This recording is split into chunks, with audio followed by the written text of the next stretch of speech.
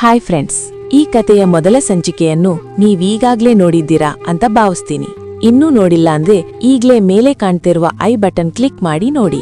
ಅಂದು ರಾತ್ರಿ ಪೂರ್ತಿ ಸುಮಾ ಹೇಳಿದ ವಿಷಯವನ್ನು ನೆನಪು ಮಾಡಿಕೊಳ್ತಾ ರಾತ್ರಿ ಪೂರ್ತಿ ಸರಿಯಾಗಿ ನಿದ್ದೆ ಮಾಡಿಲ್ಲ. ಮಾರನೇ ದಿನ ಬೆಳಗ್ಗೆ ಅತ್ತಿಗೆ ನನ್ನ ರೂಮ್ಗೆ ಬಂದು, ಹೇ ಸುಮಾ, ಟೈಮ್ ಆಗ್ಲೇ 7:30 ಆಗ್ತಾ ಬಂತು, ಇವತ್ತೇನ್ ಸ್ಕೂಲಿಗೆ ಹೋಗ್ತೀಯೋ ಇಲ್ವೋ, ಎದ್ದು ಸ್ನಾನ ಮಾಡೋಗೋ ಅಂತ ಗಡಸು ಮಾತಿನಿಂದ ಹೇಳಿದ್ರು.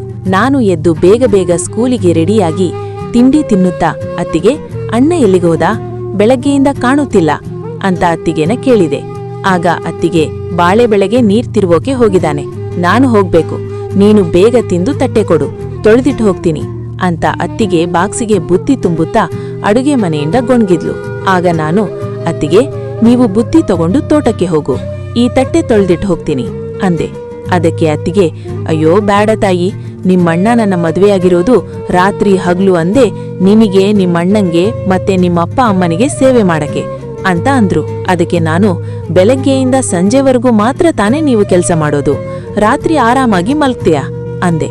ಅದಕ್ಕೆ ಅತ್ತಿಗೆ, ನಿಮ್ಮಂಡ್ರ ನನ್ನ 3 ಮೂಲೆ ಹೊಲಕ್ಕೆ ರಾತ್ರಿಯೆಲ್ಲ ನೀರ್ ಕಟ್ತಾನೆ, ನನ್ನ ಹೂ ಛಿದ್ರಭದ್ರ ಆಗಿ ಬಗಬಗ ಹುರಿಯುತ್ತೆ ಅಂದ್ರೂ ಬಿಡೋಲ್ಲ ಅಂತ ಸಣ್ಣ ಧ್ವನಿಯಲ್ಲಿ ಹೊಳಗೆ ಗೊಣ್ಗಾಡ್ತಾ ಹೊರಗಡೆ ಬಂದು, ನಿನ್ ತಲೆ ಪ್ರತಿಷ್ಠೆ ಜಾಸ್ತಿ ಆಯ್ತು, ಸುಮ್ನೆ ಸ್ಕೂಲಿಗೆ ಹೋಗು ಅಂತ ಹೇಳಿ ಬುತ್ತಿ ತಗೊಂಡು ಜೊತೆಗೆ ಕೊಬ್ಬರಿ ಎಣ್ಣೆ ಡಬ್ಬಿ ಕೂಡ ತಗೊಂಡಿದ್ರು.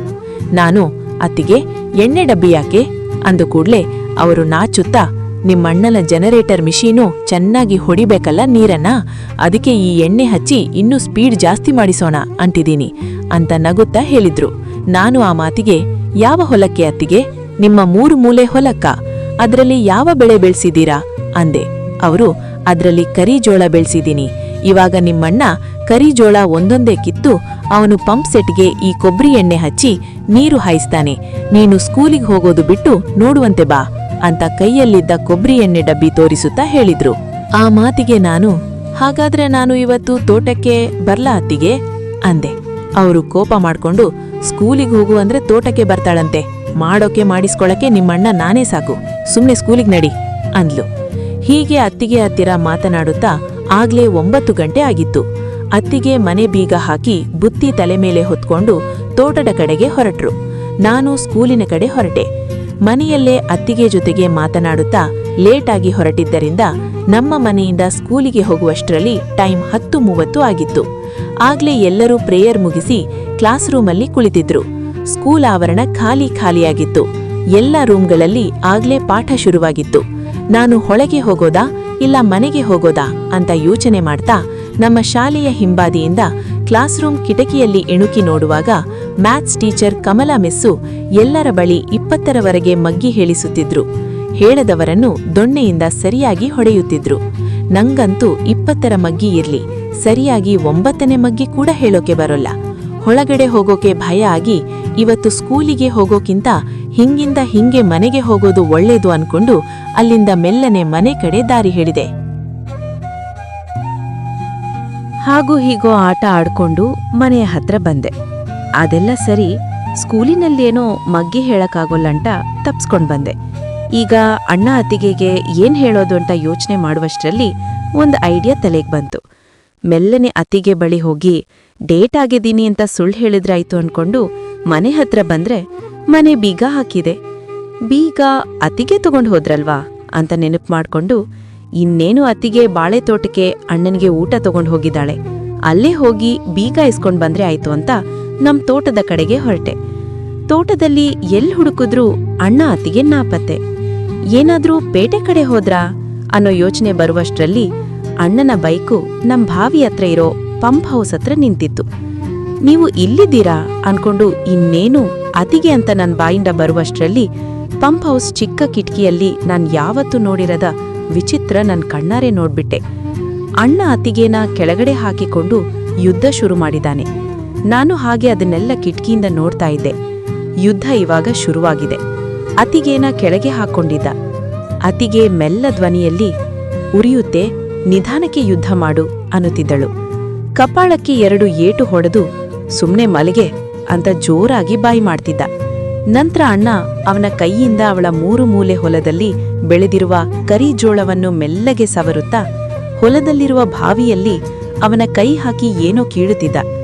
ಇದನ್ನ ನೋಡಿ ನನ್ಗೆ ಏನ್ ಮಾಡ್ಬೇಕು ಅನ್ನುವಷ್ಟರಲ್ಲಿ ಅಣ್ಣನ ಬಾಯಿಂದ ಜೊಲ್ಲು ಸೀದಾ ಅತಿಗೆಯ ಹೊಲದಲ್ಲಿದ್ದ ಬಾವಿಯಲ್ಲಿ ತುಂಬಿಕೊಂಡಿತ್ತು.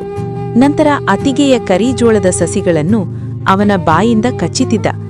ಅತಿಗೆ ಅಸಹಾಯಕಳಾಗಿ ಅವನು ಮಾಡುವುದನ್ನೆಲ್ಲ ನೋಡ್ತಾ ಅಣ್ಣನ ತವೆ ಸವರುತ್ತಿದ್ದಳು.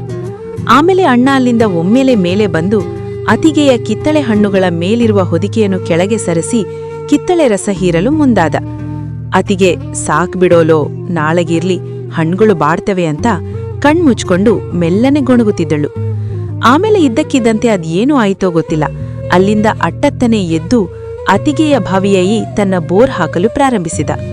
ಅತಿಗೆ ಅಳುತ್ತಾ, ನಿನ್ನ ಬೋರ್ ರಾಡಿಗೆ ಆಯಿಲ್ ಹಚ್ಚೋ, ಅದಕ್ಕೆ ಅಂತಾನೆ ಮನೆಯಿಂದ ಆಯಿಲ್ ತಂದಿದ್ದೀನಿ ಅಂತ ಜೋರಾಗಿ ಚೀರಿದಳು. ಇದನ್ನೆಲ್ಲ ನೋಡ್ತಾ ನನ್ ಕೊಳವೆ ಬಾವಿಯಲ್ಲಿ ಹುಕ್ಕಿ ಬಂತು. ನಂತರ ಅಣ್ಣ ಆಯಿಲ್ ಹಾಕಿ ಇನ್ನೊಮ್ಮೆ ಜನರೇಟರ್ ಸ್ಟಾರ್ಟ್ ಮಾಡ್ದ ನೋಡು. ಚಟ್ ಪಟ್ ಅಂತ ಒಮ್ಮೆಲೆ ಶಬ್ದ ಬರ್ತಿತ್ತು. ಅಣ್ಣನ ರಾಡು ಕೊಳವೆ ಬಾವಿಯನ್ನು ಕುಟ್ಟುವ ರಭಸಕ್ಕೆ ಅತಿಗೆ ನರಳಿದ್ದು. ಅಯ್ಯೋ, ಆಹಾ, ಅಮ್ಮ ಅಂತ ಅನ್ನುತ್ತಿದ್ದಳು. 5 ನಿಮಿಷದ ನಂತರ ಬೋರ್ ಮಿಷಿನ್ ನಿಂತಿತು. ನೀರು ಚಿಮ್ಮಿ ಅತಿಗೆಯ ಬಾವಿ ತುಂಬಿತು. ಅತಿಗೆ ಸುಮ್ನೆ ಸ್ವಲ್ಪ ಹೊತ್ತು ಮೈ ಹಾರಿ ಹಾಕೊಂಡು ಮಲಗಿದಳು. ಸ್ವಲ್ಪ ಹೊತ್ತಿನ ನಂತರ ಅಣ್ಣನ ಹತ್ತಿರ, ಇನ್ನೊಮ್ಮೆ ಬೋರ್ ಕುಟ್ಟು ಬಾ ಅಂತ ಅಣ್ಣನ ಕೇಳಿದ್ಲು. ಆಗ ಅಣ್ಣ, ಸುಮ್ನೆ ಹೋಗೆ ಅಂತ ಅವಳನ್ನು ಕಾಲಿಂದ ಜಾಡಿಸಿ ಹೊಡೆದು, ಹೋಗಿ ಅಲ್ಲಿ ಬಾಳೆ ಹೊಲದಲ್ಲಿ ಕಳೆ ಕೀಳೋಗ್ ಹೋಗು ಅಂತ ಅತಿಗೆನ ಬೈದ. ಇದನ್ನ ನೋಡ್ತಾ ಇಷ್ಟು ದಿನ ನೀರೇ ಇರದ ನನ್ನ ಬಾವಿಯಲ್ಲಿ ನೀರು ಹುಕ್ಕಿ ಹೊರಗಡೆ ಬಂದ್ವು. ಅವಾಗ ನನ್ ಮನ್ಸಲ್ಲಿ ಒಂದು ಪ್ರಶ್ನೆ ಬಂತು. ಅತಿಗೆಯಂತೂ ಅವಳ ಬಾವಿಯಿಂದ ನೀರು ಅಣ್ಣನಿಂದ ತೆಗೆಸಿ ಮತ್ತು ಅವನ ಗೊಬ್ಬರ ಹಾಕಿಸಿಕೊಂಡು ಅವಳ 3 ಮೂಲೆ ಹೊಲದಲ್ಲಿ ಕರಿಜೋಳ ಬೆಳೆದಿದ್ದಾಳೆ. ನನ್ನ ಹೊಲದಲ್ಲಿ ನಾನೇನ್ ಮಾಡ್ಲಿ? ಅತಿಗೆಯಿಂದ ಆ ಕರಿಜೋಳ ಬೀಜ ಇಸ್ಕೊಂಡು ಹಾಕೋಣ ಅಂತಿದ್ದೀನಿ. ನೀವಾದ್ರೂ ಬಂದು ನನ್ನ ಕೊಳವೆ ಬಾವಿಯನ್ನು ರೀಬೋರ್ ಮಾಡ್ತೀರಾ? ಹಾಗಿದ್ರೆ ಈ ವಿಡಿಯೋಗೆ 1000 ಲೈಕ್ ಕೊಡಿ. ಇನ್ನು ಇದೇ ತರಹದ ರಸಮಂಜರಿ ಮನೋರಂಜನೆಗೆ ನಮ್ಮ ಚಾನೆಲ್ನ ಸಬ್ಸ್ಕ್ರೈಬ್ ಮಾಡೋದನ್ನ ಮಾತ್ರ ಮರಿಬೇಡಿ.